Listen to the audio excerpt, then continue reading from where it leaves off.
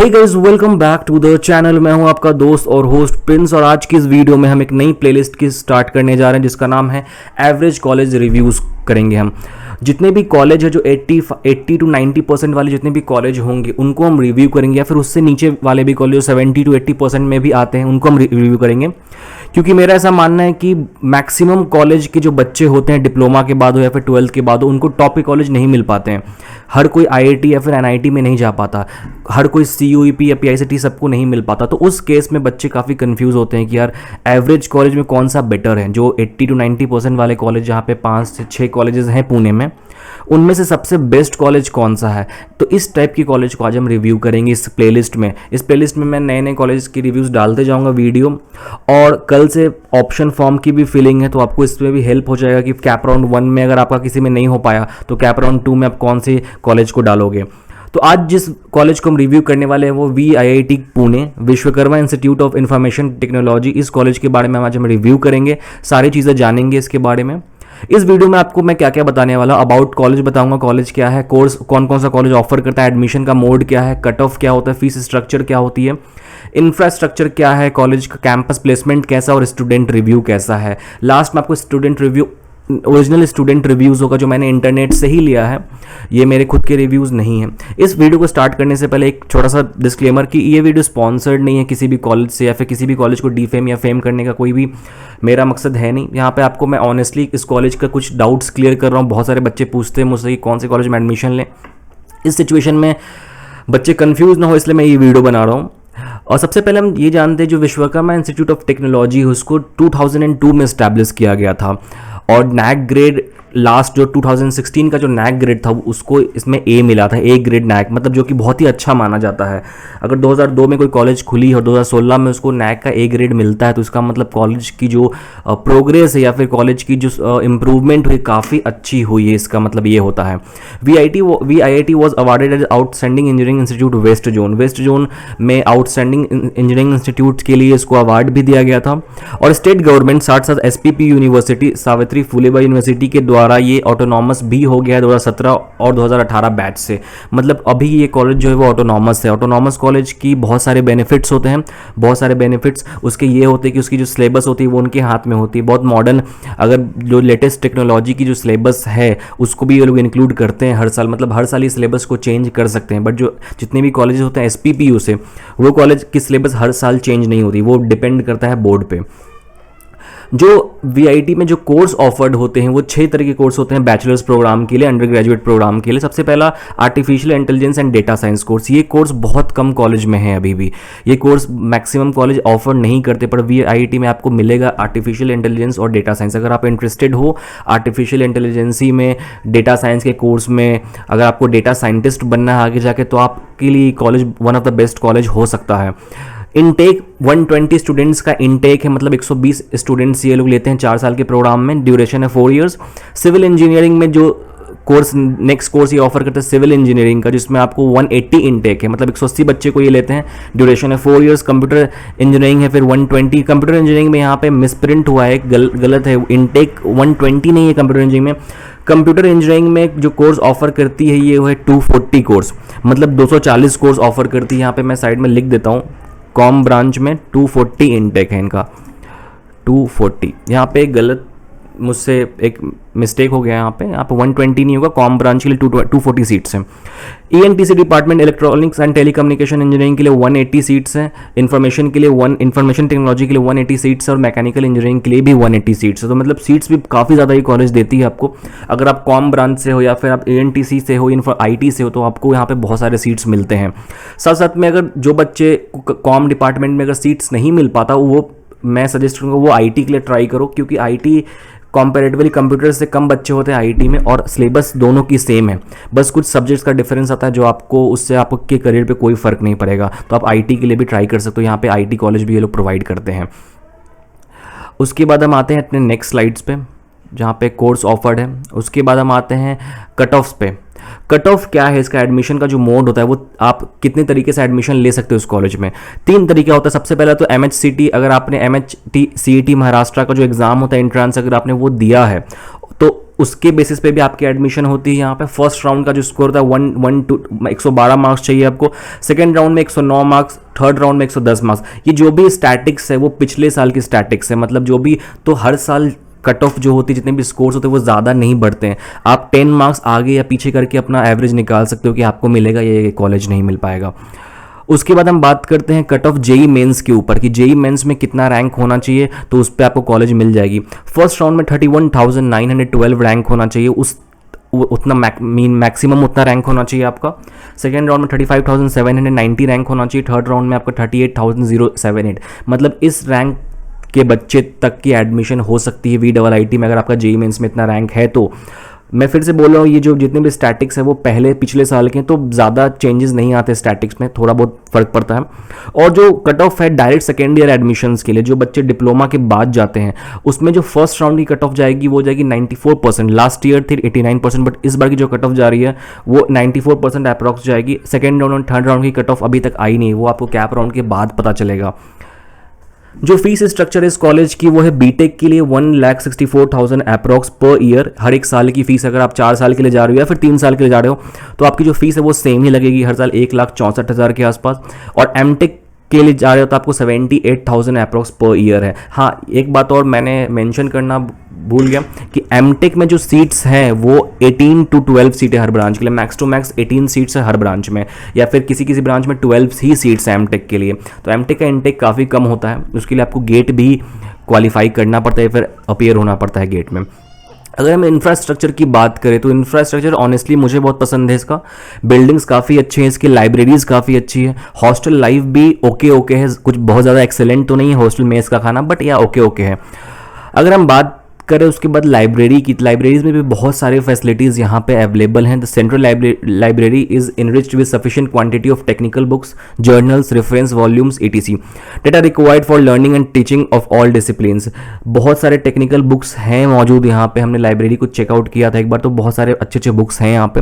साथ साथ में आपको फैसिलिटीज़ मिलती है रेफरेंस सेक्शन की, जर्नल सेक्शन की, रीडिंग हॉल की, डिजिटल लाइब्रेरी सेक्शन, ये बहुत अच्छा सेक्शन है यहाँ पे। मल्टीमीडिया फैसिलिटी भी आपको पूरी मिलती है, टेक रूम etc। यहाँ पे ये सारी फैसिलिटीज़ हैं लाइब्रेरी में VIT प्रोवाइड करती है।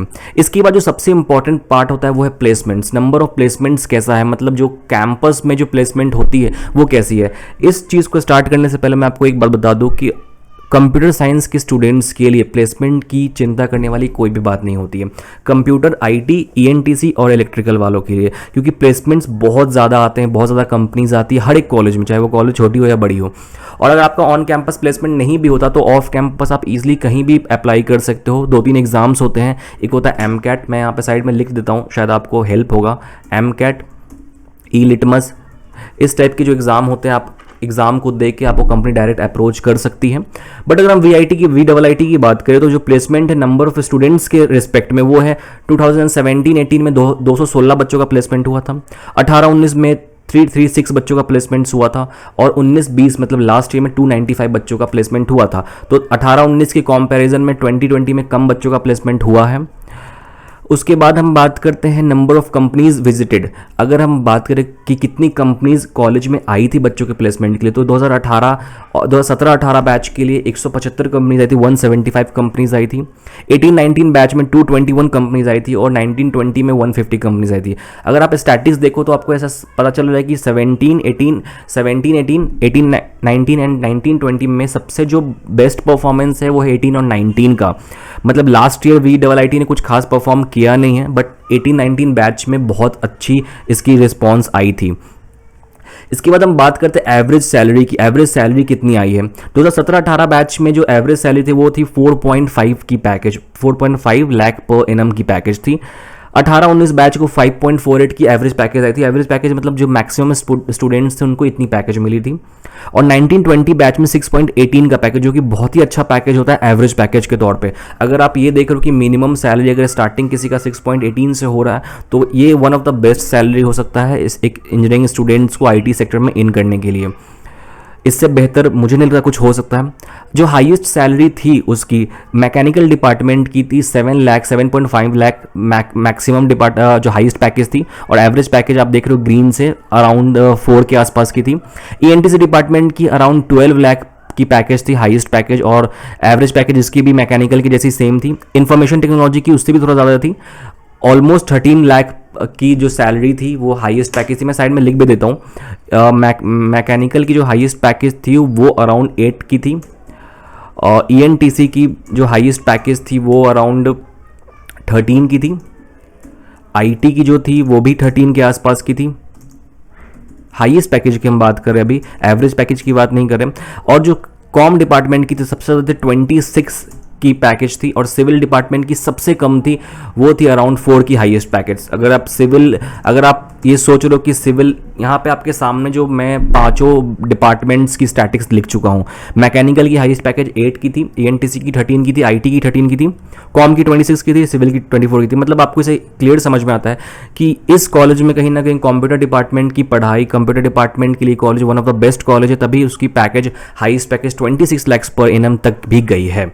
अब हम बात करते हैं सबसे इंपॉर्टेंट चीज़ की कि स्टूडेंट की रिव्यू क्या है। सबसे पहले मैं बता दूं, ये जो भी रिव्यूज़ है वो ऑनलाइन इंटरनेट के द्वारा लिए गए हैं। quora.com, google.com, इन सब वेबसाइट से हमने रिव्यूज़ को उठाया ताकि आपको क्लियर हो जाए कि ये वीडियो स्पॉन्सर्ड नहीं है। जो भी चीज़ें हैं वो ट्रांसपेरेंट होनी चाहिए। ये रिव्यूज़ मैं नहीं दे रहा हूँ, ये जो स्टूडेंट्स ने VIT से ग्रेजुएट हुए स्टूडेंट्स से ये उनकी रिव्यूज़ हैं। श्रेयस जोशी नाम का एक लड़का जो BE engineering VIT Pune 2017 batch का था, उसने क्या कहा, hello, I graduated last year from VIIT। I will not recommend this college for anyone. You have to close इधर एजुकेशन और करियर एंड करियर और VIIT। मतलब ये इसने बहुत बड़ी बात की है कि ये रिकमेंड कॉलेज को नहीं करते हैं। ये लास्ट ईयर ग्रेजुएट हुए VIIT से, और ये इस कॉलेज को रिकमेंड बिल्कुल भी नहीं करते। इनका कहना है कि या तो आप एजुकेशन चूज़ करो या फिर VIIT कॉलेज चूज़ करो। The teaching pedagogy is exam oriented and faculties are least interested in discussing the current trends in the technology or how you can be more employable or contributing or creative। मतलब जो इनका कहना है कि जो teaching faculties हैं वो ज़्यादा इंटरेस्टेड नहीं है करेंट ट्रेंड्स को फॉलो अप करने के लिए। Literally nobody in my department got placed by batch in civil. जैसा कि हमने पहले भी स्लाइड्स में देखा है कि सिविल के लिए इसकी कुछ खास परफॉर्मेंस नहीं हुई है, तो इनका भी यही कहना है कि सिविल डिपार्टमेंट से थे और किसी की भी जॉब उतनी अच्छी नहीं लगी थी। IT कंपनी की रिक्रूटमेंट हुई थी 2.25 लाख पर एनम की जो एवरेज पैकेज थी, इनके अकॉर्डिंग ये बात है। दूसरा रिव्यूज़ हम देखते हैं, प्रखर तिवारी का रिव्यू है।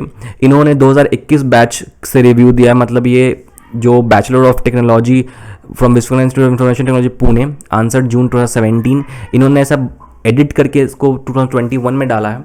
The campus is good here, college has a separate building for each branch and that building will be allocated from second year during first year classes are in same building. The public is okay. The main problem is there are no boundary walls, so nearby slum guys come into college creating chaos. The biggest problem is attendance of electronics branch. We have to minimum 80% attendance and if not repeatedly call parents and mentally torture the students. इनके according ये एक अच्छी बात भी है कि attendance को बहुत ज़्यादा स्ट्रिक्टली लिया जाता है, और मुझे भी ऐसा लगता है कि अटेंडेंस को मद्देनजर रखना चाहिए, क्योंकि बच्चे जब कॉलेज आएंगे नहीं तो पढ़ाई कैसे करेंगे। उसके बाद इन्होंने कहा कि canteen is very bad, canteen इनके अकॉर्डिंग अच्छी कैंटीन नहीं थी इस कॉलेज की। इसके बाद हम देखते हैं तीसरा रिव्यूज़, ड्रुमिल साहा का रिव्यूज़ है, जो अभी विश्वकर्मा इंस्टीट्यूट से ग्रेजुएट हो चुके हैं। VIIT electronics and telecommunication is pretty good. ENTC branch इसकी प्रीटी गुड है इनके according. Campus is not so developed, more like under construction. ये 2016 की बात बोले, बट अभी मेरे अकॉर्डिंग कैंपस पूरा डेवलप हो चुका है, पूरी बिल्डिंग तैयार हो चुकी है और कैंपस बहुत ही अच्छा बनाया है इन्होंने। Public is very diverse, faculty for ENTC department is amazing, faculty ENTC की बहुत अच्छी है। Food is decent, your attendance should be near 75%। VIT is overall a good college. इन्होंने VIT को ओवरऑल अ गुड कॉलेज बोला है। इसके बाद मयूर एडविटेकर कुछ नाम है इनका, इन्होंने बोला already the college has good reputation but this year it will be more reputed institute since UGC has granted autonomous status to VIIT from 2017। हम सब जानते, जो भी पुणे के स्टूडेंट्स होंगे वो सब जानते हैं कि जब से VIIT ऑटोनॉमस हुआ है तब से इसकी रेपुटेशन बहुत बढ़ गई है मार्केट में, और कॉलेज अच्छा परफॉर्म भी कर रहा है। नो डाउट कॉलेज बहुत अच्छा परफॉर्म कर रहा है। आई होप कि मेरे अकॉर्डिंग अगर आप मेरी सजेशन मानो तो VIT is one of the best colleges in Pune for computer and IT branch. मुझे और ब्रांच के बारे में ज़्यादा नहीं पता, इसलिए मैं नहीं बोल पाऊंगा यहाँ पे।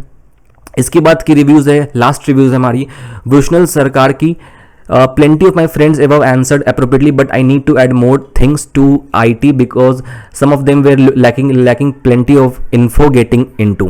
मतलब इन्फॉर्मेशन के मामले में इनके अकॉर्डिंग बहुत सारे लोगों ने सही आंसर नहीं दिया, तो ये अपना रिव्यू जानना चाहते हैं. कैंपस के बारे में इनका क्या ख्याल है?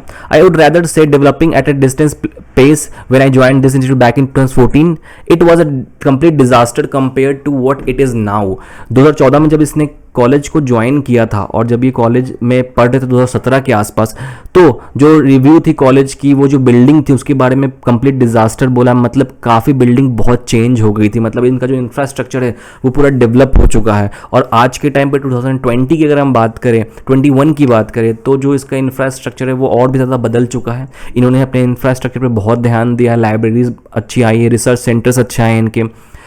उसके बाद ये private university and that will create a major difference now as compare to other college in Pune. No doubt मेरा भी यही मानना है कि VIIT की जो परफॉर्मेंस है अदर प्राइवेट कॉलेज के कंपैरिजन में बहुत ज़्यादा बेटर है.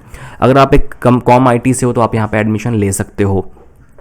तो आज की रिव्यूज़ में हमने देखा VIIT कॉलेज के बारे में, जहाँ पे हमने सारी चीज़ें जानी है VIIT की कॉलेज के बारे में. फीस स्ट्रक्चर क्या है, प्लेसमेंट्स के बारे में देखा हमने, रिव्यूज़ लिया, स्टूडेंट के रिव्यूज़ देखी, लाइब्रेरी के बारे में पढ़ा. बहुत चीज़ों के बारे में आपकी डाउट क्लियर हुई होगी VIIT कॉलेज से रिलेटेड. आई होप आपको ये वीडियो काफ़ी पसंद आया होगा. वीडियो पसंद आया होगा तो लाइक करना, शेयर करना और सब्सक्राइब करना चैनल को.